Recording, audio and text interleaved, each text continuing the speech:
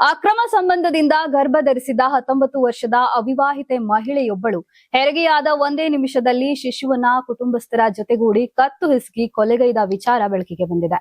ತಾಲೂಕಿನ ಗ್ರಾಮವೊಂದರಲ್ಲಿ ಯುವತಿ ಮದುವೆಗೆ ಮುಂಚೆಯೇ ಗರ್ಭ ಧರಿಸಿದ್ಲು. ಮಗಳು ಗರ್ಭಿಣಿಯಾಗಿರುವ ವಿಚಾರ ತಿಳಿದ ಪಾಲಕರು ವಿಷಯ ಗುಟ್ಟಾಗಿಡುವ ಪ್ರಯತ್ನ ಮಾಡಿದ್ದಾರೆ. ಜನವರಿ 3ರಂದು ಹೆರಿಗೆ ನೋವು ಕಾಣಿಸಿಕೊಂಡಿದ್ದು ಮನೆಯಲ್ಲೇ ಗಂಡು ಮಗುವಿಗೆ ಯುವತಿ ಜನ್ಮ ನೀಡಿದ್ದಾಳೆ. ಹೆರಿಗೆಗೆ ತಂದೆ ತಾಯಿ ಮತ್ತು ಅಜ್ಜಿ ಸಹಾಯ ಮಾಡಿದ್ರು.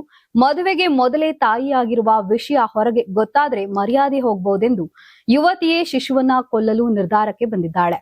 ಅಜ್ಜಿಯ ಜೊತೆಗೂಡಿ ನವಜಾತ ಶಿಶುವಿನ ಕತ್ತು ಹಿಸುಕಿ ಸಾಯಿಸಿದ್ದಲ್ಲದೆ ರಕ್ತಸಿಕ್ತವಾಗಿದ್ದ ಮಗುವಿನ ಮೃತದೇಹವನ್ನ ಬ್ಯಾಗಿನಲ್ಲಿ ತುಂಬಿಕೊಂಡು ಹೋಗಿ ನಿರ್ಜನ ಪ್ರದೇಶದಲ್ಲಿ ತಿಪ್ಪೆಗುಂಡಿಯಲ್ಲಿ ಹೂತು ಹಾಕುವ ಪ್ರಯತ್ನ ನಡೆಸಿದ್ದಾಳೆ.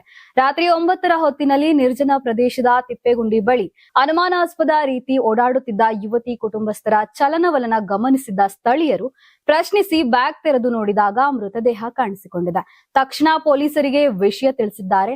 ಮೃತದೇಹ ವಶಕ್ಕೆ ಪಡೆದು ಪೊಲೀಸರು ಶಿವಮೊಗ್ಗ ಮೆಗಾನ್ ಆಸ್ಪತ್ರೆಯಲ್ಲಿ ಮರಣೋತ್ತರ ಪರೀಕ್ಷೆ ನಡೆಸಿ ಅಂತ್ಯ ಸಂಸ್ಕಾರ ನೆರವೇರಿಸಿದ್ರು.